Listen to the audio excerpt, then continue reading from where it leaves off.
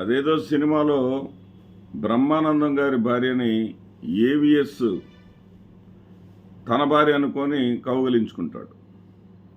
కౌగలించుకొని సరే బ్రహ్మానందం వచ్చేసి కళ్ళారా చూసేసి కేకలు పెట్టేసరికి విదిలించుకుంటాడు. విదిలించుకున్న తర్వాత బాబు బాబు దీన్ని ఇంతటితోటి పోనీ నాయన అంటాడు. అలా చేయడు ఏవిఎస్.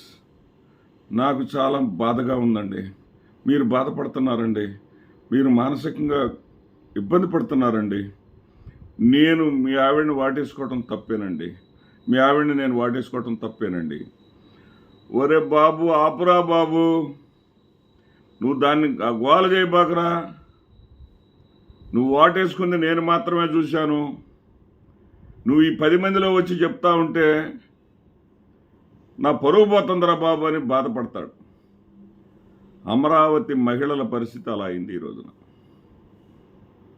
అక్కడ ఏమి జరిగిందో ఆ వ్యాఖ్యలు చేసినటువంటి ఆ కృష్ణరాజుని ఎవ్వరూ సమర్థించరు.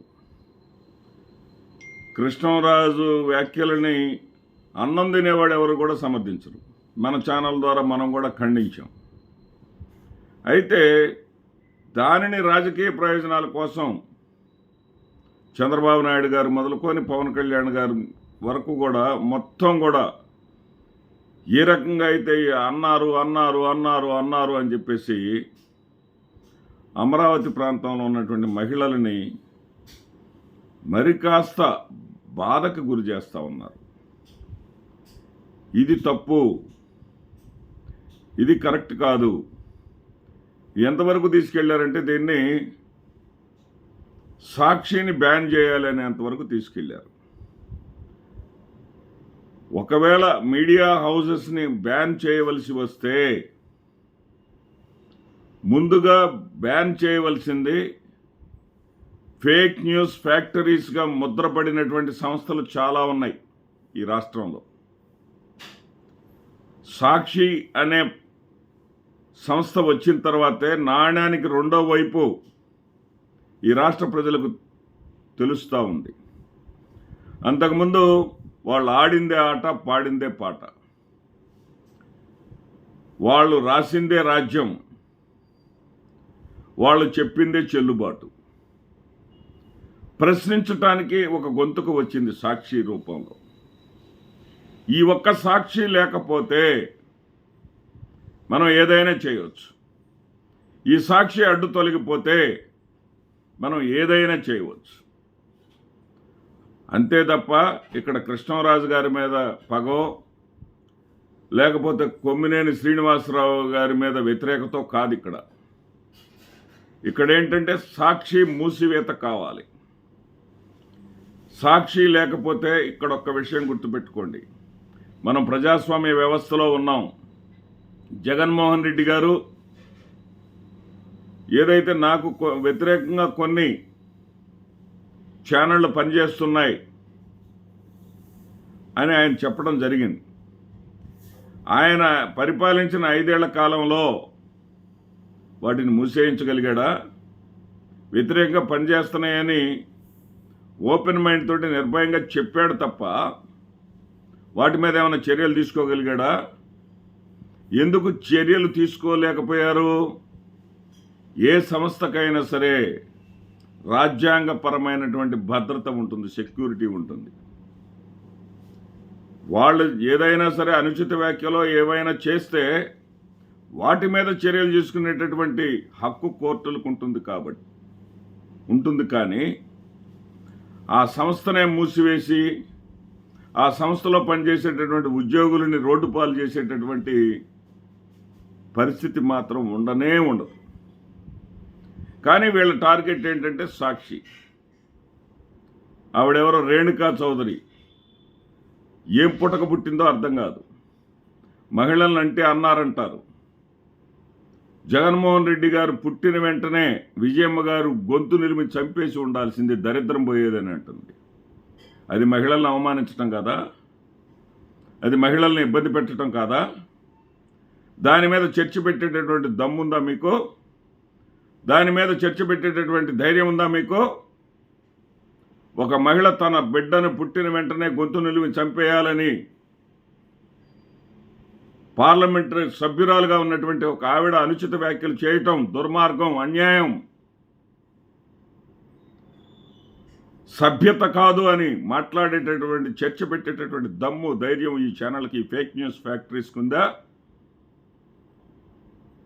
కోడెల శివప్రసాద్ గారు ఆడది ఉంటే కారు ఉంటే కారు షెడ్లో ఉండాలి, ఆడది ఇంట్లో ఉండాలి అన్నప్పుడు ఆడవాళ్ళకి దెబ్బ తగలలేదా? ఆడవాళ్ళ ఆత్మాభిమానం దెబ్బతినలేదా? కోడలు మగపిల్లాడిని కంటే అత్త వద్దంటుందా అన్న చంద్రబాబు నాయుడు గారి మాటలు ఆడవాళ్ళని అవమానించటం కదా? తెలకపల్లి రవి గారు ఎప్పుడో ఖండించారు.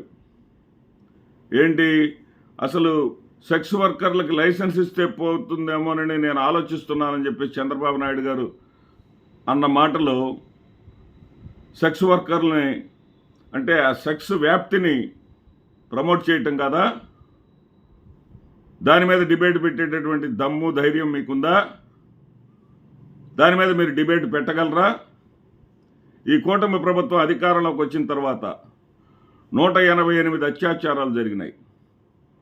వాటి మీద ఒక్కొక్కటిగా నిగ్గుదేల్చేటటువంటి దమ్ము మీకుందా? ఈ కూటమి ప్రభుత్వం అధికారంలోకి వచ్చిన తర్వాత 15 మంది అమాయకులు, కాలేజీ విద్యార్థులు, స్కూల్ విద్యార్థులు, పసిపిల్లలు మానభంగాలకు గురై మరణించినటువంటి పరిస్థితి ఉంది, చంపివేయబడినటువంటి పరిస్థితి ఉంది. వాటి మీద చర్చ పెట్టేటటువంటి పరిస్థితి మీకుందా? సాక్షి పత్రిక వెలుగులోకి తీసుకొచ్చింది ఒక పాపని 14 మంది రేప్ చేసినటువంటి పాప చరిత్ర. దాన్ని గురించి ఎవడో పట్టించుకున్నవాడు లేడు. ఈ రోజున సాక్షి వెలుగులోకి తీసుకొచ్చిన తర్వాత ఆ పాపని అనంతపురం హాస్పిటల్లో చేరిస్తే 8 నెలల గర్భిణి అని తేలింది. అంటే సాక్షి పత్రిక అనేది వెలుగులోకి తీసుకురాబట్టి ప్రభుత్వం ఒక రక్షణ కవచంగా నిలిచింది. అంటే అలాంటి సాక్షి అడ్డు లేకుండా పోవాలా? మీకు అడ్డు లేకుండా పోవాలి అంటే ముందుగా పోవాల్సింది ఫేక్ న్యూస్ ఫ్యాక్టరీస్.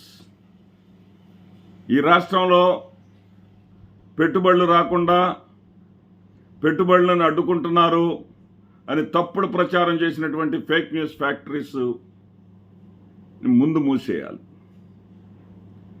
ఈ రాష్ట్రంలో 25,000 టన్నుల కొకైన్ వచ్చేసింది అని ప్రచారం చేసినటువంటి ఫేక్ న్యూస్ ఫ్యాక్టరీస్ని ముందుగా మూసేయాలి. ఈ రాష్ట్రం మొత్తాన్ని కూడా గంజాయి మత్తులో ముంచేసింది వైఎస్ఆర్సీపీ ప్రభుత్వం అంటూ ప్రచారం చేసినటువంటి ఫేక్ న్యూస్ ఫ్యాక్టరీలను ముందుగా మూసేయాలి. ఈ రాష్ట్రంలో జరగనివి జరిగినట్టుగా ఆంధ్రప్రదేశ్ రాష్ట్ర ప్రజల గౌరవాన్ని తగ్గించే విధంగా తప్పుడు వార్తలు రాసినటువంటి ఫేక్ న్యూస్ ఫ్యాక్టరీలను ముందు మూసేయాలి, సాక్షిని కాదు. నమస్తే.